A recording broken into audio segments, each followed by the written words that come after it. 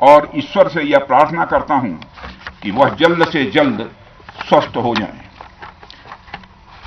मेरे दोस्तों, इन विषम परिस्थिति में आप सबके बीच आज आकर मैं स्वयं को बहुत ही गौरवान्वित महसूस कर रहा हूं।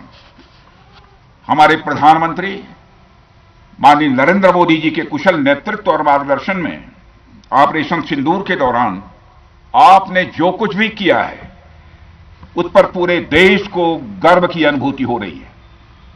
मैं अभी भले ही आपका रक्षा मंत्री हूं, लेकिन उससे पहले तो मैं भारत का एक नागरिक हूं। रक्षा मंत्री के साथ साथ मैं आज भारत के नागरिक के रूप में भी आप सबके प्रति आभार व्यक्त करने के लिए यहां मौजूद हूं।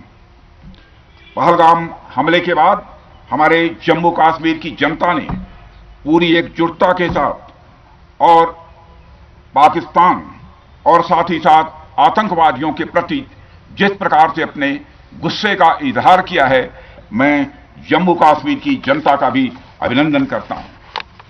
मेरे साथियों, आपकी उस ऊर्जा को महसूस करने आया हूं जिसने दुश्मनों को नष्ट नाबूद कर दिया है। आपने जिस तरीके से सीमा के उस पार पाकिस्तान की चौकियों और बंकरों को आपने ध्वस्त किया, दुश्मन मैं समझता हूं उसे कभी भूल नहीं सकता।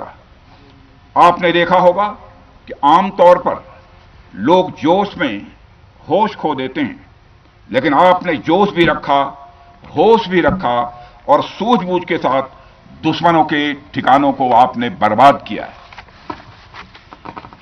आज मैं यहां रक्षा मंत्री के साथ साथ एक मैसेंजर के रूप में भी आप सबके सामने मौजूद हूं।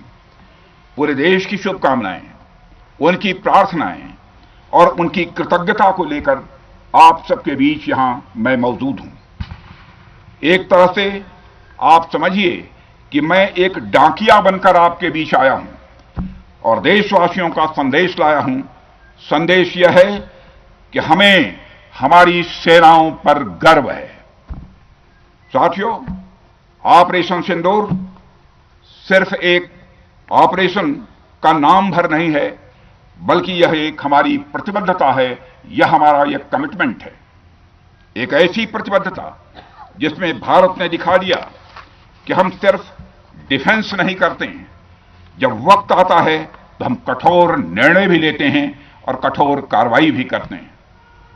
यह ऑपरेशन उस एक एक जवान की आंखों में देखा गया सपना था कि हर आतंकी ठिकाना, चाहे वह घाटियों में छुपा हो या बंकरों में दबा हो, हम वहां पहुंचेंगे और दुश्मन की छाती चीरकर हम उन आतंकी ठिकानों को खत्म करके ही हम वापस लौटेंगे।